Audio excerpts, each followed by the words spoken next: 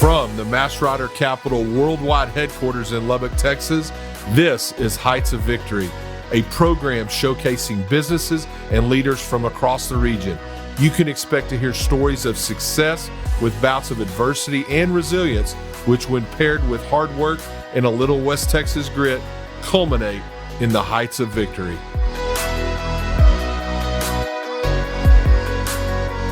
Welcome to Heights of Victory. I'm your host, Jeff Horn, the CEO of Cornerstone Capital, and we're excited that you've joined us today for our third episode. I'm excited today because I'm here with my good friend Larry Allen, who's the CEO of People's Bank, and known Larry quite a long time. Pretty much the expanse of People's Bank back to whenever I first started my career.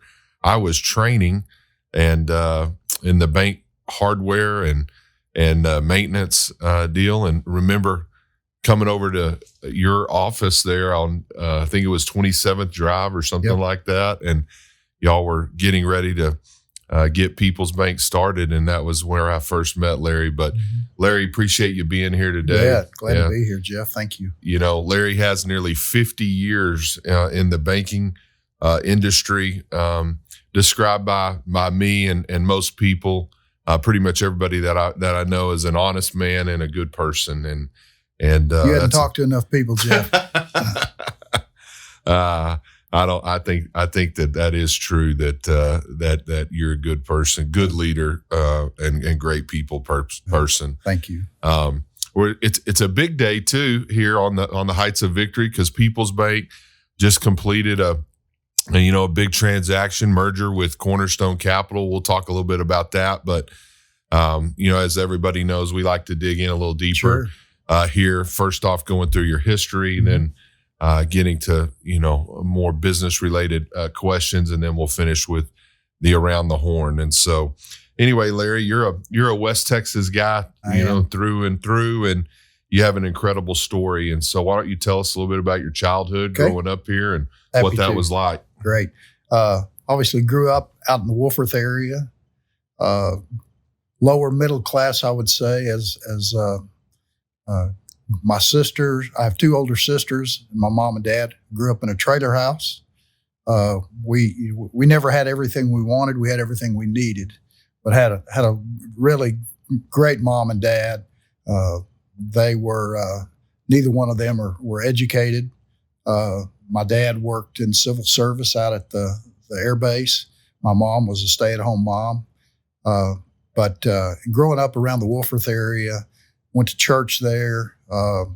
Obviously started first grade at Friendship back when it was a little 2A school. Obviously over my business partner, Todd McKee, that I know a lot of people will know. He and I started second grade. He came to Friendship in second grade. And so he and I have been together for 58 years, either as schoolmates, friends, or business partners. So obviously growing up around Wolfforth, a great community, a lot of, you couldn't get by with much because everybody knew everybody. So it was just a fun time. It was a good community to grow up in. I think a lot of my values were instilled upon me during that time. Just a great community out there. And, it's not the same as it was. Now Friendship is a 6A school. I guess fixing to be 2 5A schools now that they're opening the other school. But I had 107 kids in my graduating class. My son and daughter, they both went to Friendship. I think my son, he had 800 in his class out there. So wow. Big change over time. I served on the school board out at Friendship. Always wanted to give back to that community. We did a big sponsorship with Friendship. We have People's Bank Stadium out there. So that place is really important to me. And as I look back over the years, whenever Todd and I decided to do People's Bank, I wanted to be in the Friendship School District because I knew that's where our pool was. Because when we started People's Bank 27 years ago, Todd and I had already been in the banking business for 20 years in Lubbock. And so we felt like a lot of those customers would transition, and they did. But growing up in Wolford was it was just a fun time. It was, I had a driver's license. I didn't have a driver's license, but I had a car when I was 14. The guy that was chief of police out there, his son went to school with me. He knew I wasn't old enough to be driving, but he'd just wave at you as you go by, just kind of the Mayberry RFD kind of stuff, Yeah. You just think from that perspective. So, yeah. I know your parents were big in your life. What are you most thankful for of some of the things that they instilled in you?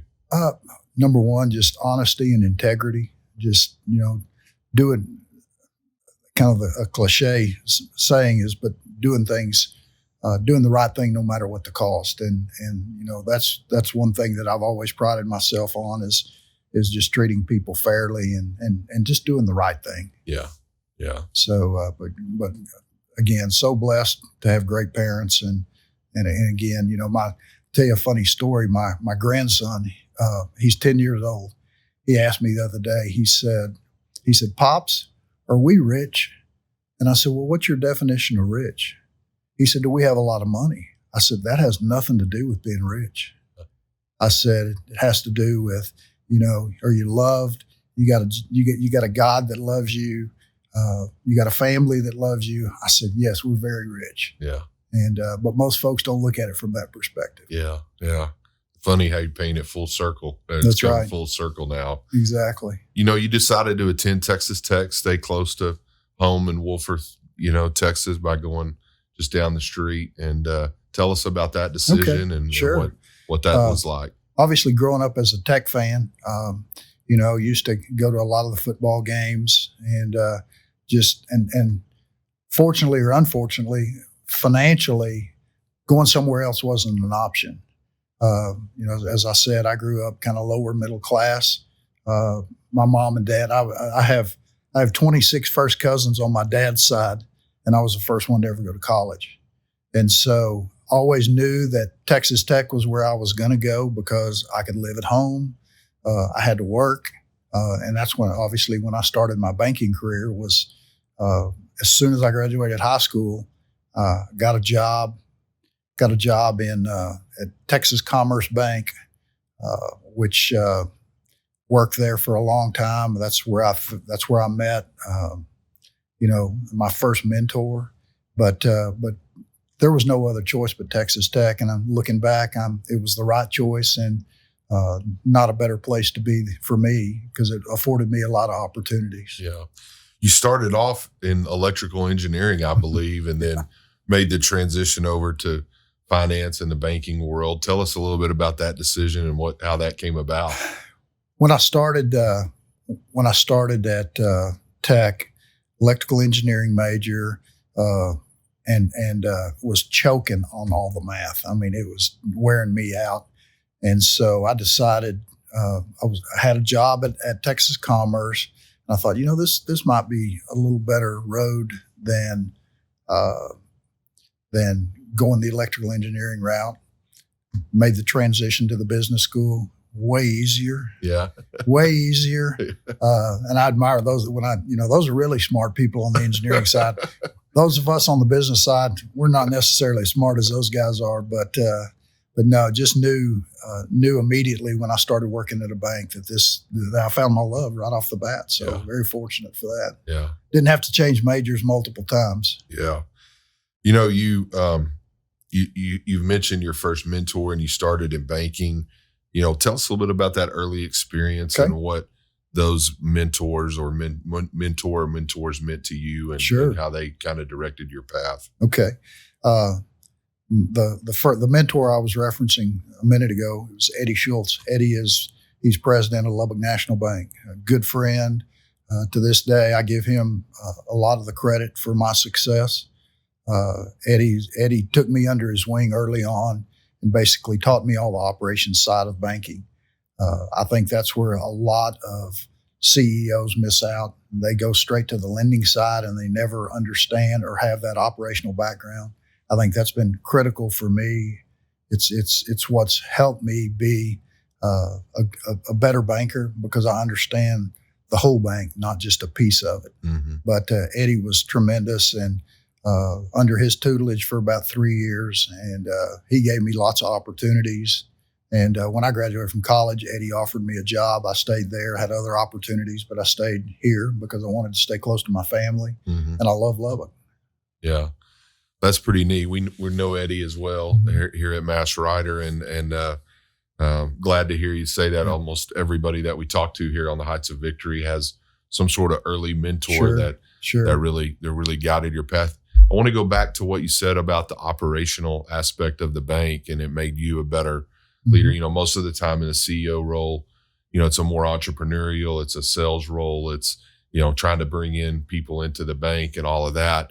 But I'm intrigued by your thoughts of, you know, you're still doing a lot of that, but understanding how the operational aspect affected everybody from loan ops to tellers, things like that. Maybe expand on that a little bit of how that's helped you become a better leader and banker.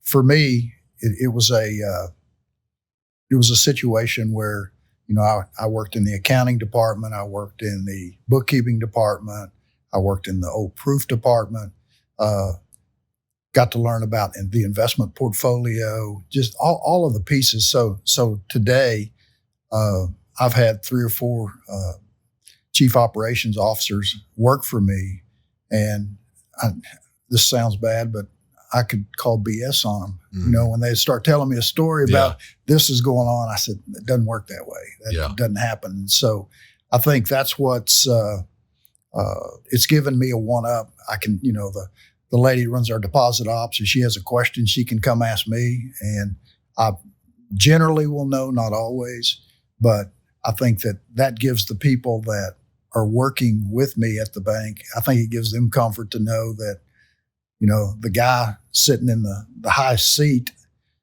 has a little more knowledge than and can help me fix this problem or get out of this trap, whatever the case might be. Yeah, that makes a lot of sense. So you take all that early experience, and you and Todd decide to go on a journey, you know, to start People's Bank. When I very first met you, you probably don't even remember that, but I remember.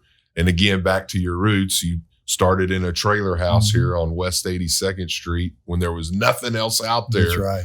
So tell us a little bit about that decision and what led to it. Well, whenever two other mentors that I had, and this kind of ties into that story, Jeff. Number one, Jim Beavers. Jim was president of ABC Bank for a number of years. Jim was he was a master of people. He knew how to handle customers and employees as good as anybody I've ever seen. He was not a very good technician, but he was a great people person. Then I worked for the Ford Bank Group and Tom Nichols for a number of years and learned a lot from Tom. Tom was a very good technician and taught me a lot of things about credit and some other operational issues and things like that. But the transition and the decision to open the bank, Jim told Todd and I one day, he said, "You boys need to leave." And we're like, "Uh-oh, what did we do wrong?" He said, "I'm just saying there's not going to be a future here for you guys. You know, you guys need to go and do your own thing and make money for yourself as opposed to everybody else." And so we had a lot of encouragement from various customers and some of our shareholders. They were like, "You guys need to do this. We're behind you. We'll put some money in. Let's do it." So we did. We fired up and we did. And it was about a year. We were going to charter a bank. That did not. The process just got bogged down. There were some folks trying to keep us from coming in because they knew that they were going to lose business if they did. And so an opportunity came up to buy Lorenzo State Bank, and we made a deal and we bought the bank. It was a little $25 million bank at the time, and we immediately branched back into Lubbock. We started in the trailer house that you talked about there at just off of 82nd in Frankfort, where our headquarters is at right now. And it was we had customers come by and they would kind of poke at us and they'd say, yeah, when you take the tongue off that trailer, then we'll come bank with you. As long as somebody can come pick that thing up at night and drag it out of here, we're not gonna bank with you. Yeah. But it was a great start. We immediately started building a building there. We've added the building that's there now has been added on 4 times. We started with about 5 or 6 people. Now we have 165 people. But all of our most successful branches, talking about the trailer house deal, every one of our most successful branches all started in a trailer house. Yeah. Matter of fact, we actually bought one and we just moved it from site to site as we were expanding. And so to this day, that holds true. Those are our most profitable branches. And with all that, I'm just saying, never forget where you came from. Yeah, no, I could tell in talking to you before the show here that meant a bunch to you. It really was a did. great reminder Yeah, of really your roots and all of that. Also a neat story about the land acquisition, shrewd negotiating on the land. Why don't you share a little bit of that? I am a poor negotiator, I'll say that. Whenever we were starting the bank, we were looking for a location, and where the bank currently sits right there at next to United, we wanted to buy that piece of dirt. United was not there. United was the owner of that dirt. So I called Kent Moore. He was the CEO of United at the time. And I said, Kent, we'd like to buy some land. We're going to put a bank there. He goes, well, Larry, we hadn't started on plans. I don't know how much of land we're going to need. So he said, I'm really not prepared to do that. So we went across the street where Plains Capital is currently located. Randy Nagelbauer owned that dirt. And so we did a deal with Randy. We put earnest money down. We had $25,000 in earnest money down. We were just fixing to close on the land, and I get a call from Kent Moore. Hey, Larry, I'm ready to sell you some of that dirt. Like, oh, gosh. And it was really, there was enough. We needed 1.5 acres. What we had there where the Plains Capital place was about 1 acre. So it was really going to pinch us anyway, and especially if we had any growth. Right. So Kent says, I want to sell you some land. I got 3 acres. Well, I don't need 3 acres, Kent. He goes, well, you got to take it all or I can't sell you any of it. So I immediately scrambled around. I met with Joyce Bigham's Barbecue. And I said, Joyce, you interested in buying some of this land? I said, you can put a restaurant there or whatever. She goes, sure. So Joyce bought the land. She bought part of the land. We bought 3 acres. Paid $3 a foot for it. I immediately sold half of it to Joyce for $5 a foot, and I'm thinking I'm pretty smart. Yeah. Well, I wasn't so smart after all because I had no clue how we were gonna grow, how well it was gonna go, and so anyway, after 3 or 4 years, I started calling Joyce. Joyce, I need to buy that land back. It's not for sale, Larry. Not for sale. Call her the next year. It's not for sale. So I did that for 4 or 5 years, and I mean, we are busting at the seams. We are out of room. We need that land really bad. So I called her up one day, and I guess I caught her just at the right time. I said, Joyce, I got to have that land back. Okay, Larry, I'll sell it to you. So we bought it for $3, sold it to her for $5. Oh, you're on top of the world. Yeah. Oh, yeah. I thought we almost paid for our whole deal here. Yeah. And bought it back from her a few years later for $12 a foot. And she knew she had us. And, hey, good for Joy. She helped us at a time when we needed help. We were just trying to get a bank rolling and money was tight. Yeah. Money was tight. But looking back, it's a funny story. And I'm glad Joyce made some money off of us because we've made plenty being right there where we're at. So. Yeah, no, that's great. It's really an incredible story to be in the same location for, where you started 27 years later. I mean, it's just an incredible deal. For those that aren't familiar with People's Bank, $1.2 billion, we'll talk about Cornerstone here in a minute, but what would you say people's niche in banking is and what y'all are best at? Sure. We're a commercial bank, primarily focused on ag and commercial real estate. We do a lot of home builders, very little consumer business, but our real thrust is commercial and agriculture. We're we're probably one of the largest ag lenders on the South Plains. And that's a piece of business we love. We're very focused on. It's been tough with no farm bill out there, but it's just a great piece of business. You're dealing with high integrity people, and they'll do whatever it takes to get you paid. Yeah. My grandfather was in the cotton business, and as well as my wife's father, who you helped bank as well. But yeah, a lot of people know, but some don't, that 1/4 of the United States cotton is produced right here, right on the South Plains, and that's right. This is a major fiber supplier for the country, a major food, and also just south of here, major fuels. So, in a way, you are helping support the nation there with what y'all are doing there with supporting ag. It's just a tremendous piece of business, and if you understand it, and, you can't be in it one day and out the next. You got to stick with them through thick and thin, and that's what we've done, and that's how we've grown our portfolio. Yeah. It's been really good. So you buy Lorenzo State Bank right at the turn of the millennium, I guess, and 27 years later, it's $25 million in assets. $1.2 billion, at the close of the Cornerstone. Walk us through. A lot of that growth was organic, going and putting a trailer house up.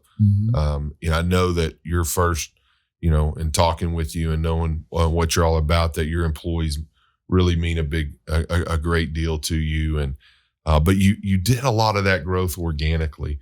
Describe how you did that.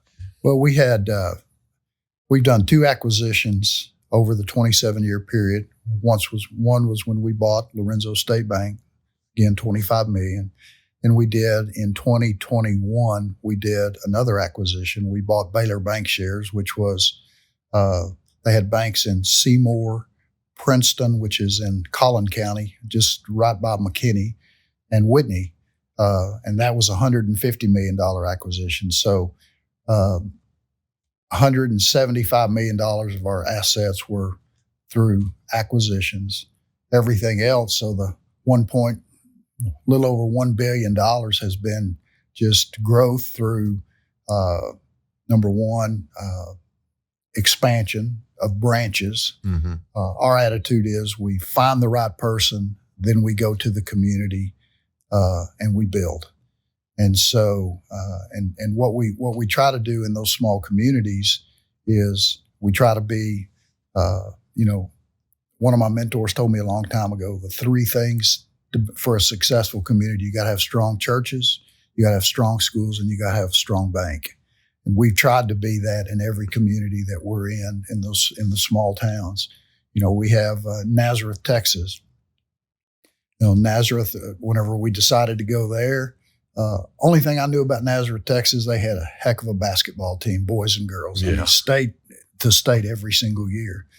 And so whenever I was approached about us going to Nazareth, I went up there and looked around, and I'm struggling with what this person has seen. But we operate that bank with 4 people. It's about a $65 million branch. The community is unbelievably loyal. It's a German Catholic community, and we've gone in there because they never had a bank. And I guess other folks, if they would have known the asset potential that was there, they'd have been there sooner. And I'm glad nobody did. But it's just that's what we try to do, is just go there and just try to be a good citizen. Yeah. And take care of the community. Try to meet the banking needs all of the community, but more than anything, just treat them like family. Yeah. That's always been our deal, is whether it's employees, whether it's customers. And the pecking order at our place is our employees are our most important asset, customers are second, shareholders are third. And obviously, whenever you become a public institution, that flips over. Yeah. It becomes the shareholders the most important, customers second, employees down here on the bottom. Yeah. We've built our organization with that attitude. Yeah. It's a great point, and you're so right. And it's one of the challenges businesses face as they grow is really how to maintain what got them to that point, and yet meet the demands and the needs of being a bigger business. And, Right. and it's really hard to do. Yes, you sir. know, and so anyway, what do you consider your greatest achievement at Peoples during, right up until the Cornerstone merger? Greatest achievement has probably been just putting together an amazing team of people that's extremely loyal, not only to me, but to the Peoples Bank family. And I don't use those terms loosely when I say Peoples Bank family. Yeah. I start my morning, before I came here, I start my morning every day. I walk through the whole bank and I talk to every single employee. I know their spouses' names. I know their kids' names. I know what their kids are involved in, because, that old saying, until you show them that you care, that there's never going to be a relationship with those people. Yeah. And so, we huddle up. Somebody's having a hard time. We huddle up and pray together. It's a family. I mean, it really is. And that was one of the hardest things for me in the merger with Cornerstone.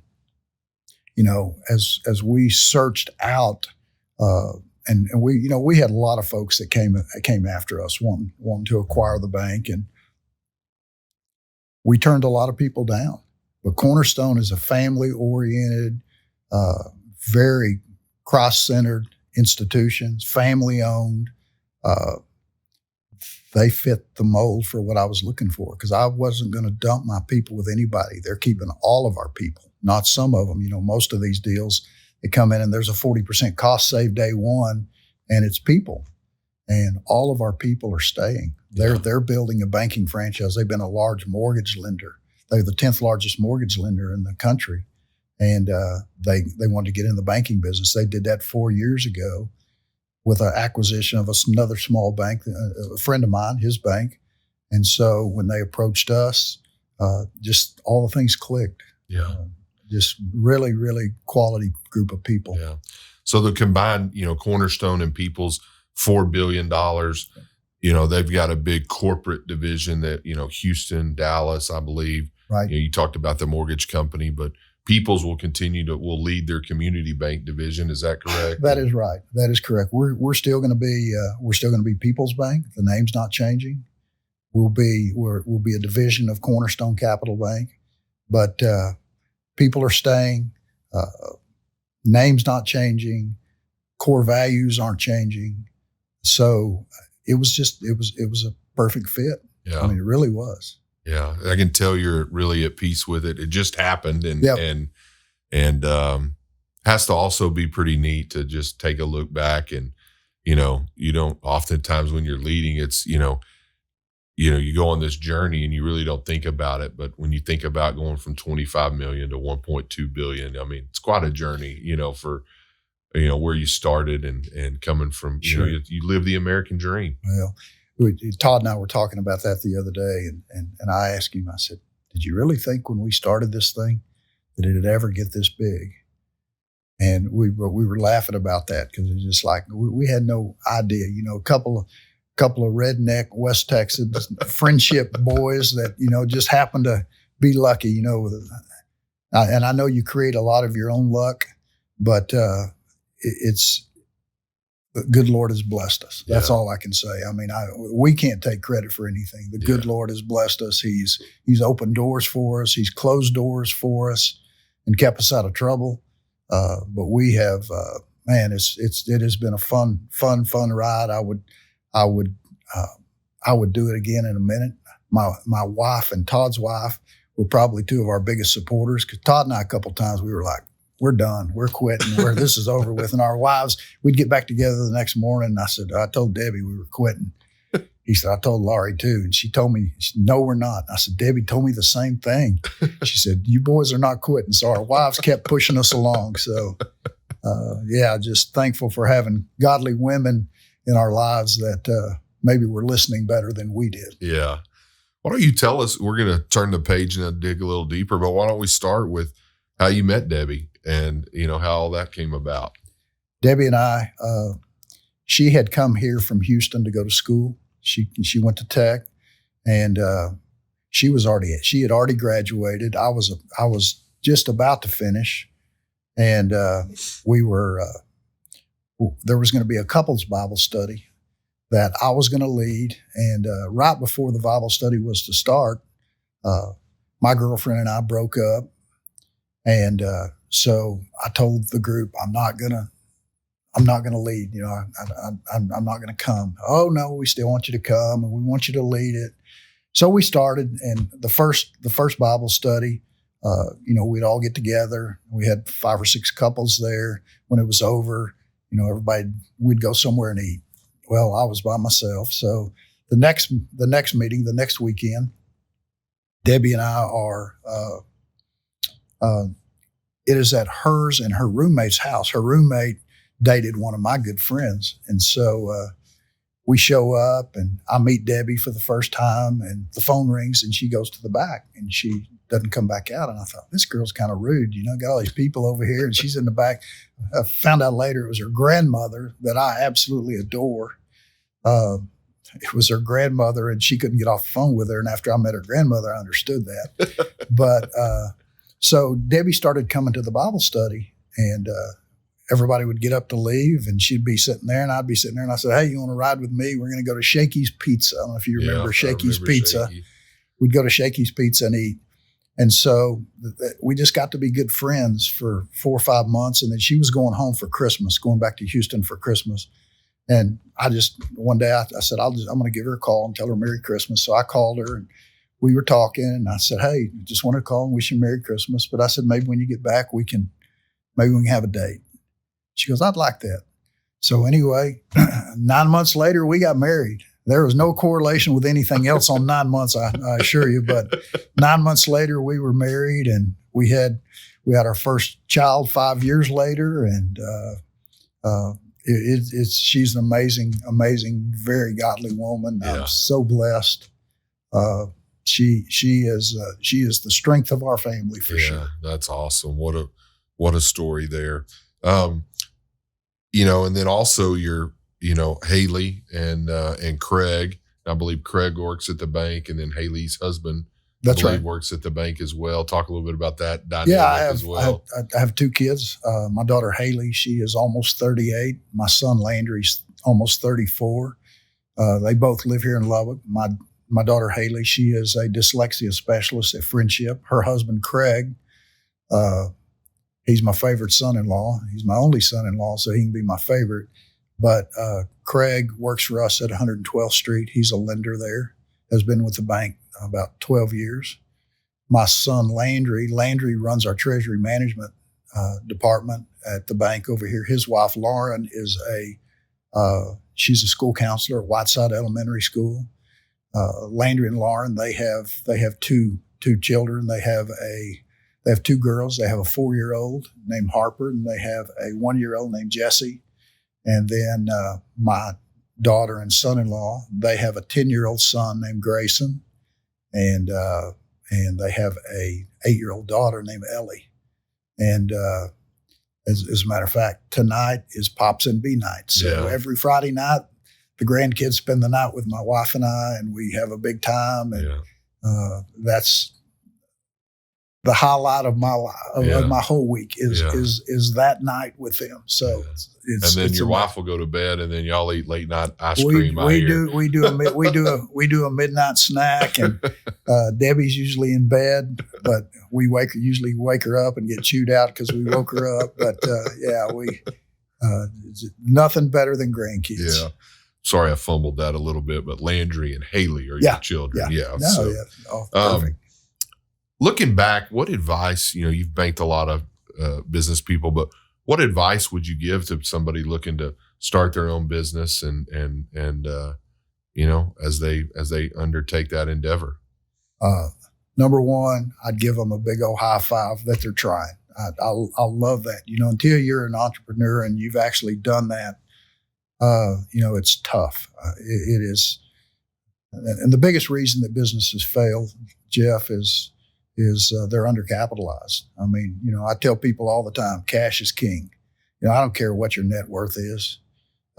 If you don't have cash, because the electric company isn't going to take your net worth for the electric bill at the end of the month. You got to have cash. So, businesses fail because they're undercapitalized. And then I try to be real with people, and I just tell them it's fixing to be the hardest thing you've ever done. It'll be the most gratifying thing you've ever done. Yeah. But you need to understand you're fixing to go from being the first one to get a paycheck to the last one to get a paycheck. And that's a very real thing. I mean, again, you got people working for you. They get paid before you do. You hope there's something left at the end of the day. But that's what I would say to folks. Number one, awesome. I have so much admiration for folks like you that have jumped out and done that like we did with the bank. There's some folks call it crazy. Some folks, they're tipping their hat to you, the other entrepreneurs, because they've done it. But it's tough. It's tough, and just surround yourself with people smarter than you are. Just don't let them know they're smarter than you are. I think both me and you both have a lot of people around that's smarter than. No doubt. Yeah, absolutely. My uncle, talking about that, that's a great statement of going from the first person to get paid to the last person. My uncle used to always tell me, he goes, until you've signed both sides of the paycheck. that's right. And I think that's another good way to look at it. That's exactly right. Of what that's like. Sure. So, we've talked a little bit about, building the team and how you've established the culture. I guess just to put a bow on that, as you came into Cornerstone, one of the things that struck me, and I know a lot of your team members also, but just the tenure of your people, and then having that culture, that it's hard to do that, and you were able to do that. Well, they're very kind to say that, but it's one of those deals that I think a lot of folks, there's something that I have zero tolerance for is arrogance. I mean, can't stand that. And one of the things that we do in all of our reviews for all of our people, we call it humble, hungry, and smart. And on a scale of 1 to 10, 1 being the lowest, 10 being the best, I tell all of my people, I said, if you don't rate at least an 8 on humble, hungry, and smart, you're not going to be working at People's Bank. Because I think those things are being humble. That's critical. Yeah. I mean, that is critical. The folks that don't have that trait, they're not going to last long at People's Bank. Yeah. And then we want people that are hungry. I want somebody nipping at my heels, making me better. And that's what happens when you have hungry people. They make other people better. And then obviously smart, that kind of speaks for itself, So those 3 things are critical. I think in describing the hungry, humble, and smart, in a lot of ways you're describing West Texans, who feel a little bit, underappreciated. Sure. Some people have mentioned it as West Texas grit, toughness, and I think that's pretty neat when you think about, the team and culture that you build at People's. Well, and something else we do, we celebrate all of, all our successes, no matter how small.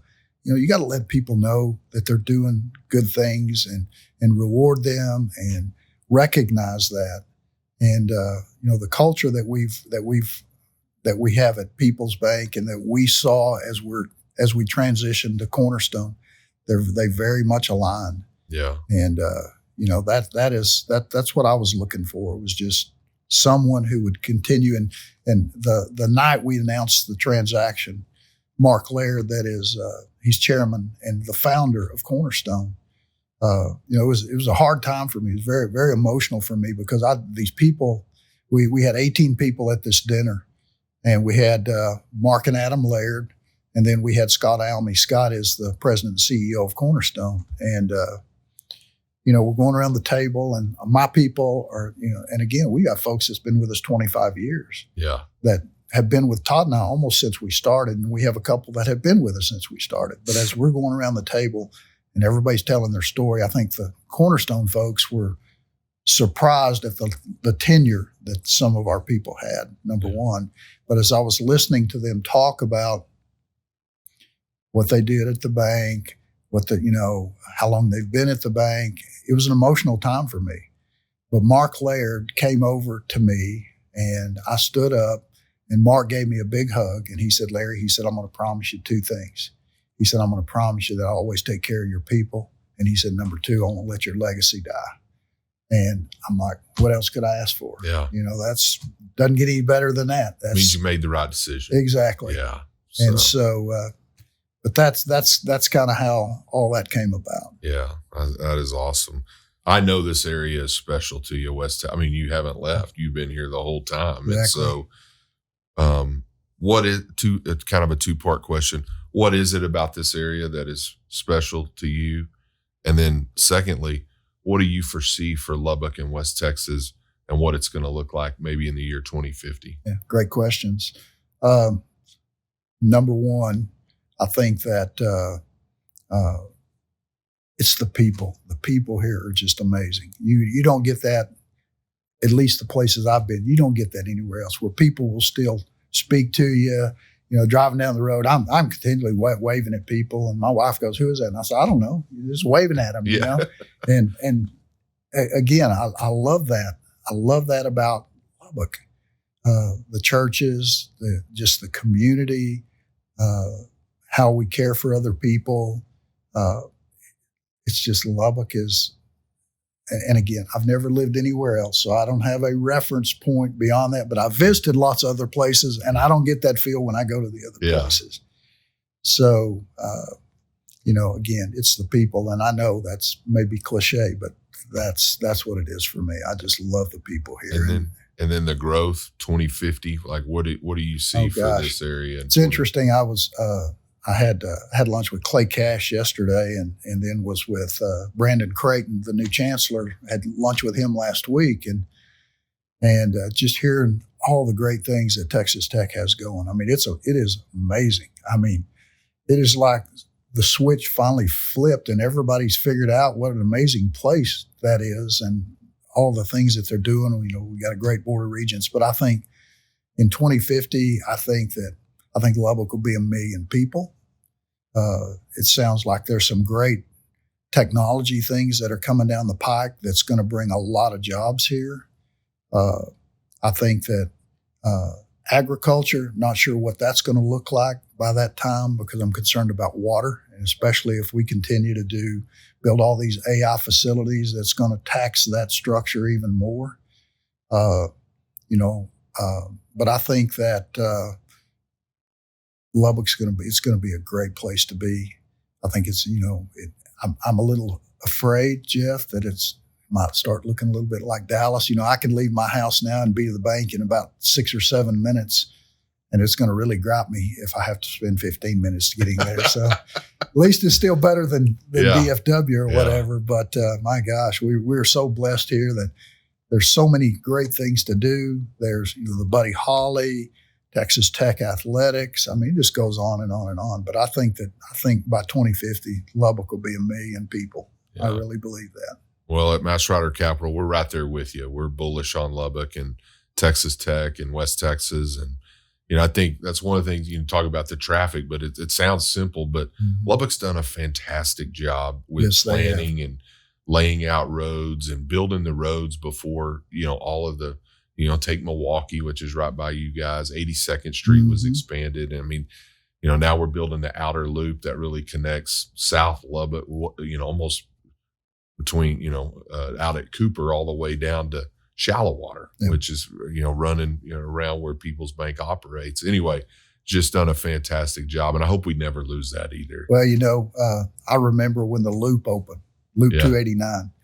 It was like 1970. My dad and I, we get in the car one day. He goes, let's go see what this loop looks like. So here we go. We drive all the way around the loop. And my dad's like, I can't believe they built this highway way out here in the middle of nowhere like this, And now you look at the loop, and now you're out here at Loop 88, and you're thinking, I'm not sure they went far enough out this time. They maybe should have went a little further out. Yeah. But, thank goodness there's folks that have vision and foresight that I don't. Yeah. So, again, I just think it's going to be tremendous that's what the great. possibilities are for Lubbock. That's great. All right. We're going to shift gears. We're going to finish up here. We're going to go through a segment that we call Around the Horn.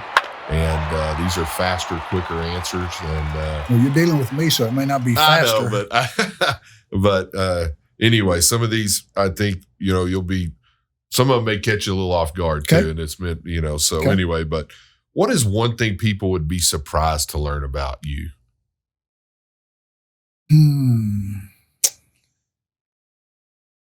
That may be the hardest question you've asked today, Jeff. I'm pretty much an open book, but my people at the bank, they know this. I'm a very passionate, very emotional person, especially when it comes to people I care about and I love. Yeah. Most folks that probably see me outside of that, they're probably seeing a little harder exterior, but I cry regularly with my people, and I don't apologize for that. No, that's great. A little bit of a softie. Yeah. Is what you're saying. Yeah, that's awesome. Golf or hunt or fish? Oh man, fishing. Yeah. I mean, boy, you hit three of the top ones, but yeah, fishing. All right. So where's your favorite place to fish? Costa Rica. What makes Costa Rica special down there? Beautiful place, but there is just so many different varieties of fish that you can catch, and it's just I don't know. That is just a cool place. I fished in Canada, Alaska, Guatemala. It's just the kind of fishing. You never know what you're going to catch there, but just beautiful place too. Beautiful place. I might could retire there. I'm not sure. What's the most memorable fish you've caught? Oh, golly. Probably about 150-pound shark that in Costa Rica. And I worked hard for about an hour and a half to get that thing in. And I get him right up to the edge of the boat, and the fishing guy he just snaps my line. And I thought, I wanted a picture with that thing, my arms are about to fall off. I just wanted a picture with my fish. And so that was probably Yeah, that's awesome. I know you've spent, you've mentioned Todd McKee, and I have this down here in the Around the Horn section, but very unique that you meet somebody in the second grade and then business partners for life. What has he meant to you? Oh gosh, we're brothers. He would say the same thing. I'm closer to him than I am my two sisters, and he's the same way. Todd has a deceased brother and a sister, and I think he would say the same thing. I mean, it's just I was best man at his wedding. He was best man in my wedding. Again, growing up since second grade. Our dads worked together, so we couldn't pull anything. I couldn't say I'm going to go spend the night with Todd and we go out and hang out all night or do something like that, because our dads were talking every day. His mother just passed away. She was like a second mom to me, because my mom's been dead for 35 years. So Todd's mom, Gay, she was a mother to me. Yeah. And I always, her funeral the other day was as hard on me as it was when I lost my mom. Yeah. And so, but Todd's one of a kind. We have a relationship where, I always know at the end of the day that he's got the bank's best interest at heart, just like I do. We may knock heads. And as a matter of fact, just a quick story, a lady that was my secretary, she made a comment one day, and Todd and I, we locked horns right there. I mean, we had words, and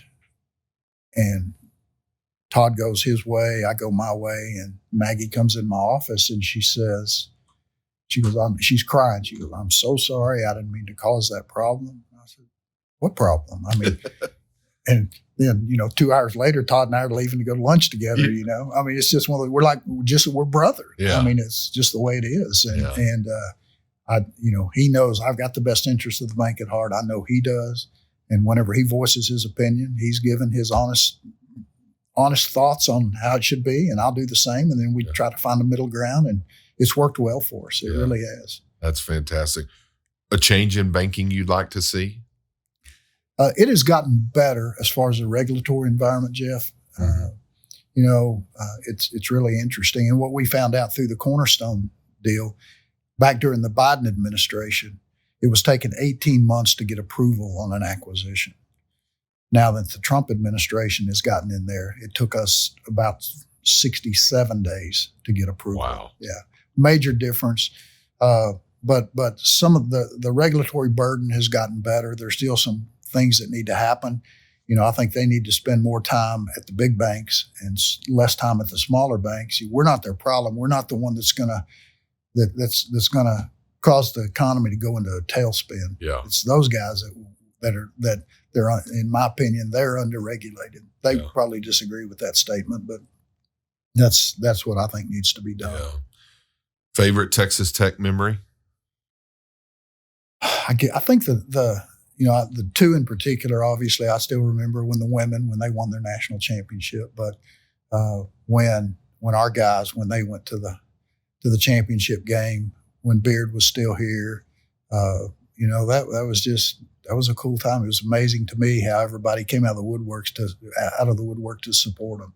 Yeah, it was just Were you in Minneapolis? Fun time. No, we did not go. We had a grandbaby on the way, so we did not get to go. But there was about 100,000 Red Raiders in Minneapolis. It was unbelievable. Yeah, that's what I heard. So it was incredible. But it was that or a grandbaby, and I chose the grandbaby. So couple more. Your place on your bucket list to go travel to? Mine and my wife's favorite place to go in Europe is Italy, and probably going to try to do that again pretty quick. But I don't know that I have a bucket list place per se. We just love to travel and see other parts of the world. We were talking about this the other day. In the U.S., if it's 200 years old, it's old. You go over there, if it's not 1,000 years old, it's not old. Yeah. And my wife she's a big history buff. She likes that kind of stuff. And she's probably taught me more about a lot of that stuff than what I ever imagined. Because again, I didn't know anything about it, didn't grow up being a part of that. Yeah. And so we just like to go. Yeah. Well, Larry, I can't thank you enough for spending time with us today You're welcome, Jeff. on the Heights of Victory. We're excited for this next chapter for you and for People's Bank, and also with can't wait to meet some of the people with Cornerstone Capital as well, and appreciate you making the time to come here and talk and visit with us. Absolutely. It's been my pleasure, Jeff. Thank you as always. I think an awful lot of you. I appreciate that. Thank you. Yes, sir. That does it for this episode of the Heights of Victory. To our audience, if you want to leave us a comment or ask us a question or send us an email, you can do that at heightsofvictory@massrider.com. Thank you for catching this episode, and we'll see you next time on the Heights of Victory.